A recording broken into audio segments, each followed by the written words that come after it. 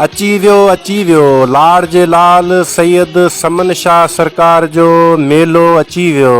समन सारी मत बोली गुलाम तुझे दरे। लाड़ जे लाल हजरत सैयद समन शाह सरकार जो 94 उर्स मुबारक इंशाअल्लाह बतारीख 7 अक्टूबर 2025 बमुताबिक 14 रबीउल सानी 1447 हिजरी सुबह जो दरगाह ते गुलन जी चादर चाढ़े मेले जे तकरीबन जो आगाज़ कयो वेंदो।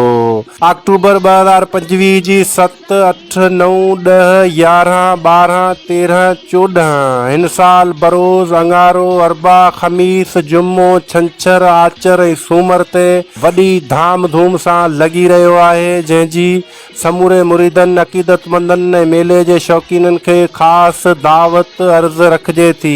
मेले में मिठाई ऐं मञारी जूं तमामु वॾियूं बाज़ारूं लॻायूं वेंदियूं। अॾावत में डिसिप्लिन जो ख़्यालु रखणु ऐं सुठो दुकान सिंगारींदड़नि खे मेले इंतिज़ामिया तरफ़ां इनाम पिणु ॾिनो वेंदो।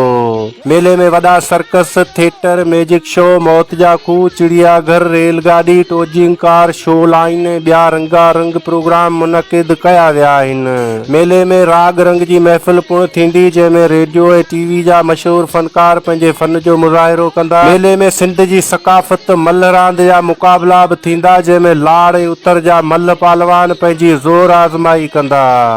घोड़नि जी डोड़ 15 जी शाम, 16 जी सुबुह ऐं शाम। मेले में साफ़ पाणी, बिजली, रिहाइश जो बहितरीन बंदोबस्त थियल आहे।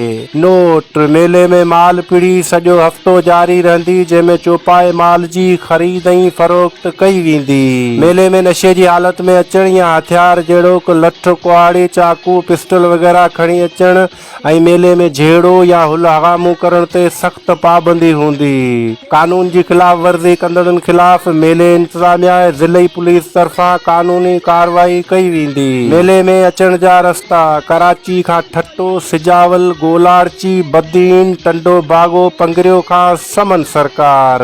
हैदराबाद खां टंडो मोहम्मद खान, मातली, तलार, टंडो बागो, पंगरियो खां समन सरकार। मिठी खां नवकोट, झुड्डो, मलकानी शरीफ खां समन सरकार। सांगड़ खां मीरपुर ख़ास, डिगड़ी, झुड्डो, मलकानी शरीफ खां समन सरकार।